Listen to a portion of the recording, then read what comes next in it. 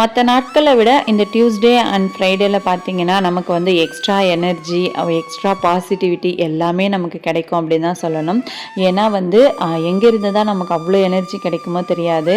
ஃபாஸ்ட்டாக வந்து அந்த டியூஸ்டே இல்லை ஃப்ரைடே வந்துச்சுன்னா கடகடன்னு வேலை எல்லாமே முடிஞ்சிடும். அது எப்படி தானே நமக்கே தெரியாது.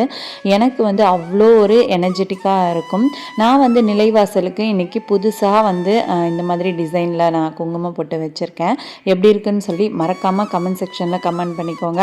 உங்களுக்கு இந்த டியூஸ்டே வந்து எப்படி போச்சு, எந்த மாதிரி பூஜைகள் பண்ணீங்க, வெற்றிலை தீபம் எத்தனை பேர் போட்டிங்க அப்படின்னு சொல்லி மறக்காமல் வந்து கமெண்ட் பண்ணிக்கோங்க.